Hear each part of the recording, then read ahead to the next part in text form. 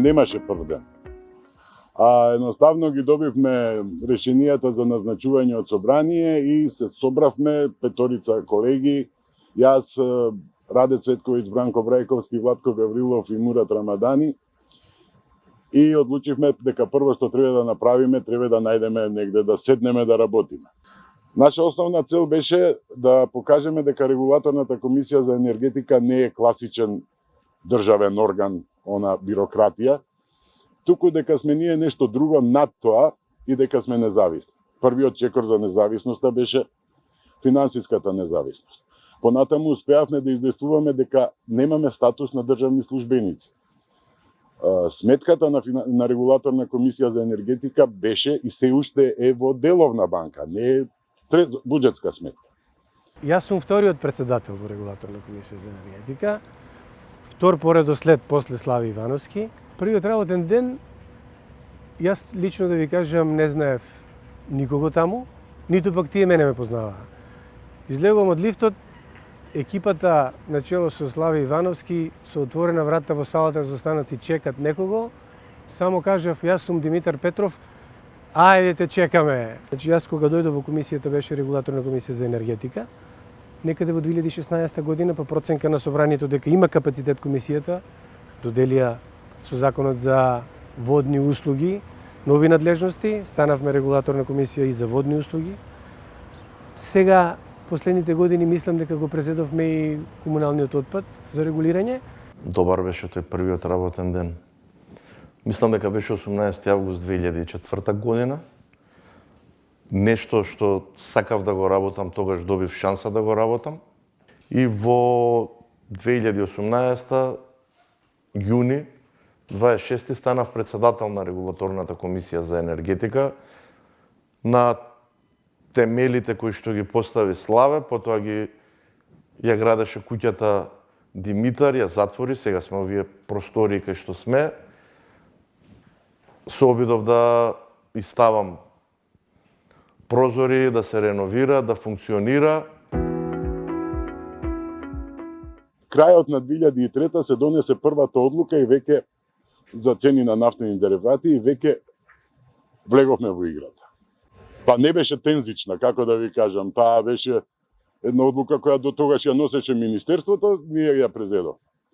Веќе почна да се случуваат големите реформи во електроенергетскиот систем и немавме никаков проблем да почнеме да ги регулираме тие дејности кои се однесуваа на пренос, производство, дистрибуција и снабдување со електрична енергија. Не беше мирно, никога ја презедов функцијата. Имав квалитетни спорови пред регулаторната комисија за енергетика од секторот за електрична енергија, буквално секој со секого спореше. Имаше на ниво на државата спор помеѓу Евана и владата. Наследивме еден страшен судски спор со топлификација кој што траеше цел мој мандат. Најбитните работи кои што требаше да ја направиме беше целосна либерализација на пазарот на електрична енергија. И една исто така битна работа што ја воведовме, просумерите пред секај домаќинствата кои што ќе постават фотоволтаици на своите кровови, да не плаќаат за трошокот на електрична енергија за користење на мрежа за произведената електрична енергија од фотоволтаиците. Во регулаторната комисија за енергетика најголем адут се вработените. И мислам дека тука не треба да се штеди ниту материјално, ниту емоционално, ниту морално.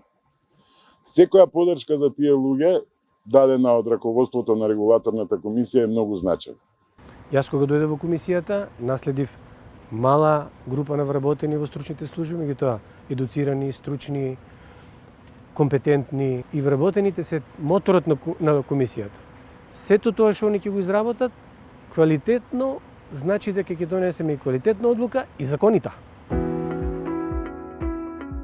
Бев свесен дека ја оставам регулаторната комисија во добра состојба и ја предавам во добри раце, затоа што мојата прва средба со Димитар покажа дека тој е човек кој имаше одлучност во себе за да продолжи да работи и да ја надгради.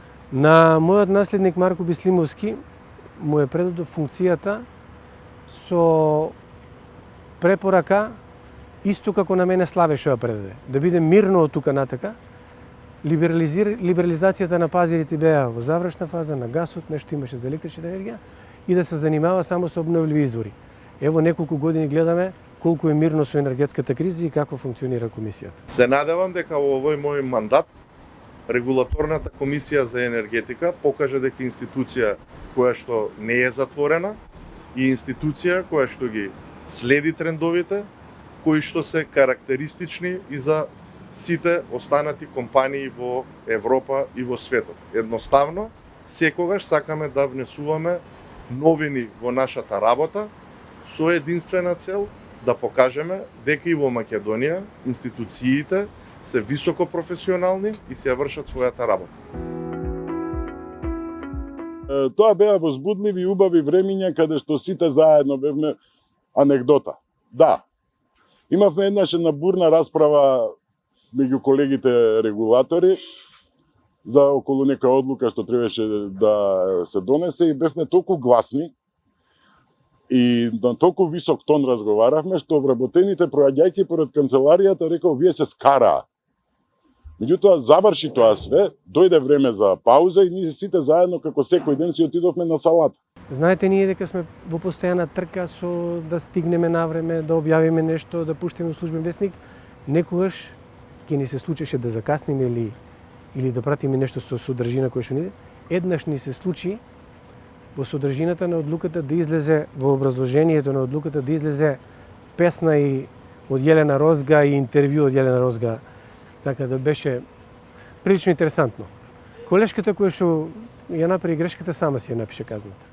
Поради моите чести јавни настапи кога започна оваа енергетска криза, има и одредени мемиња со мојот лик, така да имам дома две ќерки кои што верно ги собираат сите мои мемиња и се ги дискутираме, особено пораката од тие мемиња што е.